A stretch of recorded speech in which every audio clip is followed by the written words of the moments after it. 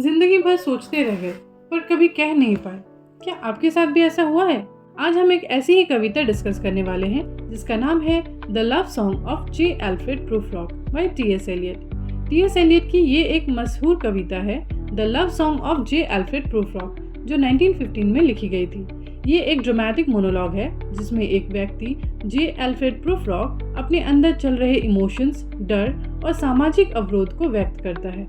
ये कविता एक तरह से मॉडर्निस्ट पोइट्री का प्रारंभ माना जाता है, जिसमें निहिलिज्म यानी अर्थहीनता और एग्जिस्टेंशियल एंग्स्ट यानी कि अस्तित्व के संकट का संदेश देता है। ये कविता अकेलापन, निर्णय लेने की असमर्थता और समय के बीत जाने का भय को दिखाता है। अब चलिए प्रकाश डालते हैं कविता के थीम और मुख्य विचार पर। सबसे पहला पॉइंट है आकांक्षा और निर्णय लेने की शक्ति का अभाव।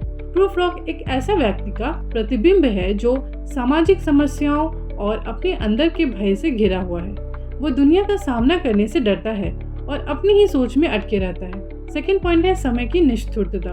प्रूफ्रॉक हर पल समय के बीत जाने का एहसास करता है। वो अक्सर कहता है देयर विल बी टाइम, समय होगा, लेकिन जब तक वो फैसला लेता है समय निकल चुका होता है। थर्ड पॉइंट है मॉडर्न सोसाइटी की निर्दयी स्वभाव। कविता में एक ऐसी नई अर्बन दुनिया का चित्रण है जो व्यक्ति को अकेला, अनिश्चित और निर्दयी महसूस करवाती है।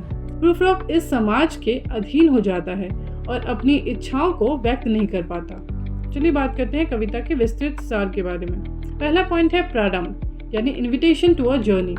इस कविता की शुरुआत एक इटालियन कोट यानी कि एपिग्राफ से होती है, जो डांटे के इन्फर्नो से लिया गया है। इसका अर्थ ये है कि प्रूफ्रॉक जो कुछ कह रहा है वो सिर्फ अपने मन में ही कहेगा, क्योंकि वो जानता है कि इससे कोई फर्क नहीं पड़ता।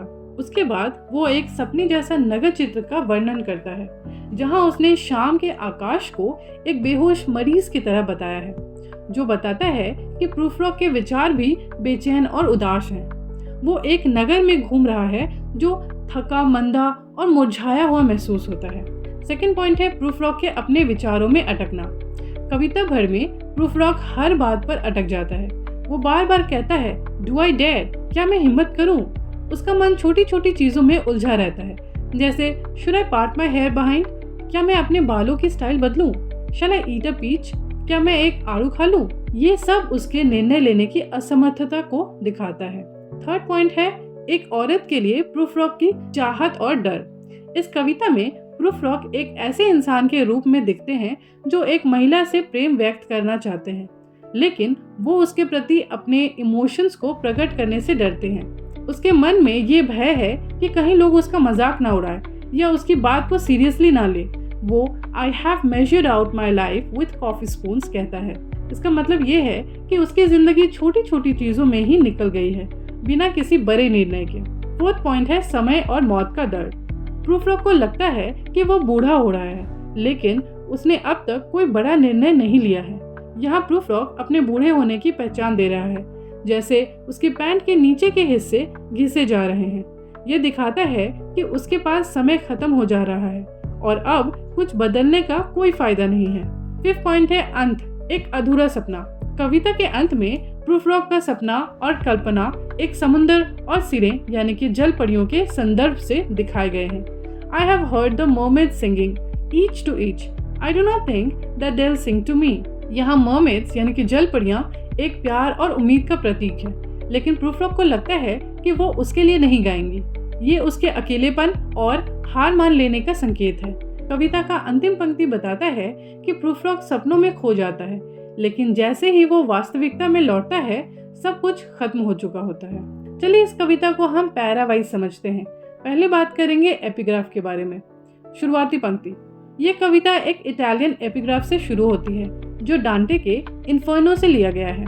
इसकी शुरुआत होती है Cio credessi che mea risposta fosse a persona che me tornasse al mondo questa fiamma staria senza più spose ma persio se guiamai di questo fondo non torno vivo alcun siodo il vero senza tema infamia di rispondo।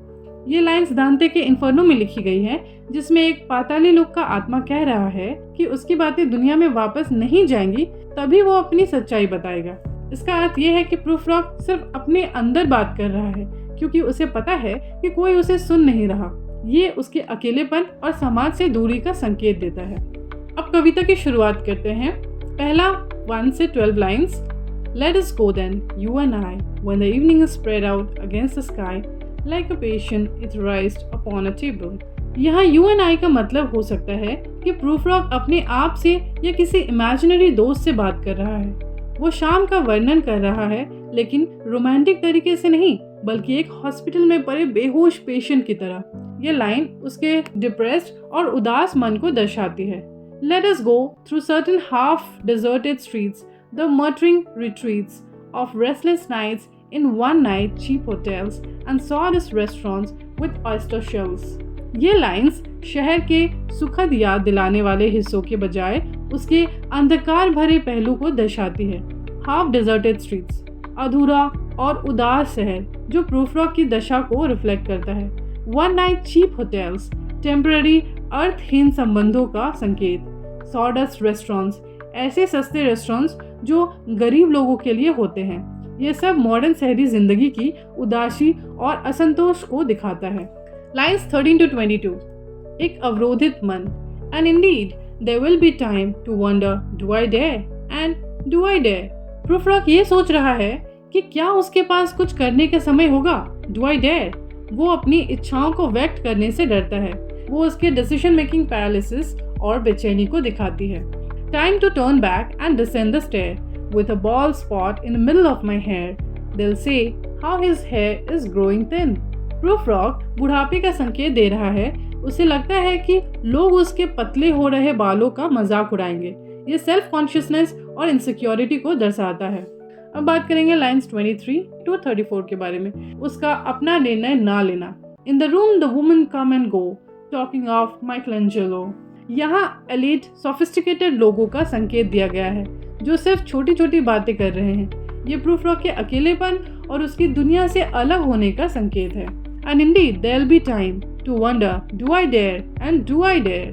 Time to turn back and descend the stair. प्रूफरॉक बार बार सोचता है कि क्या उसके पास कुछ करने का समय होगा। ये उसके डिसीजन मेकिंग की इनकेपेबिलिटी को दिखाता है। Lines 35 to 69. प्रूफरॉक की खुद से लड़ाई। For I have known them all already, known them all, have known the evenings, mornings, afternoons. I have measured out my life with coffee spoons.